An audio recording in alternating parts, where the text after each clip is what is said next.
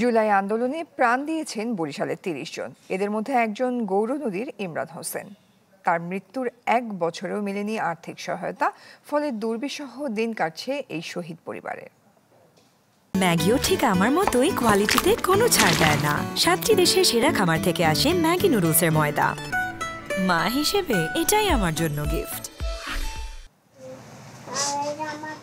৩ বছরের ছোট্ট শিশু ইয়াস খলিফা। সে জানে তার বাবা বিদেশে। বাবার ছবি দেখে এভাবেই কাটে তার দিন।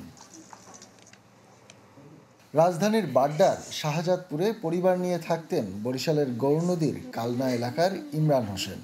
জুলাই আন্দোলনের সময় স্ত্রীর জন্য ওষুধ কিনতে বের হয়েছিলেন ইমরান, কিন্তু তার ওষুধ নিয়ে আর ফেরা হলো না। ১৯ জুলাই আন্দোলন চলাকালে গুলিতে এফর ওফর হয়ে যায় ইমরানের বুক। ছেলে শুধু বারবার বাবারে খুঁজে, আর মারা গেছে এই তো দেখতে দেখতে আবার ১ বছর হয়ে যাচ্ছে, কিন্তু ওরা বলতে পারি না যে আর বাবার নাই, কোনোদিন আসবে না। আমার বাবার আমি সবসময় চোখে চোখে দেখি আগাচলা করে দেখি।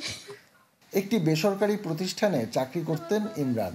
একমাত্র উপার্জনক্ষম মানুষটিকে হারিয়ে অথই সাগরে পড়েছে পরিবার। অনুদানটা সরকার থেকে আমি পাইছি এখন পর্যন্ত, তা দিয়ে আমার চলা সম্ভব হইতেছে না, খুব কঠিন হইতেছে। এবং ছেলের বউ, সে তো কিছু করে না বা করতে পারতেছে না, এবং তার একটা চাকরি যদি হয় তাহলে ভালো হয়। জেলা প্রশাসকের দাবি, জুলাইয়ে শহীদ ও আহত পরিবারকে আর্থিক সহায়তা করা হয়েছে, তবে কিছু পরিবারকে তা দিতে কিছুটা সময় নিতে হচ্ছে। শহীদ পরিবারকে ইতিমধ্যে বর্তমান সরকার ৫ লক্ষ টাকা করে অনুদান দিয়েছেন। পাশাপাশি ৩০ লক্ষ টাকার সঞ্চয়পত্র দেওয়ার কথা, এর মধ্যে ১০ লক্ষ টাকার সঞ্চয়পত্র আমরা শহীদ পরিবারের কাছে হাতে তুলে দিয়েছি। জুলাই গণঅভ্যুত্থানে বরিশাল জেলায় শহীদ হয়েছেন ৩০ জন।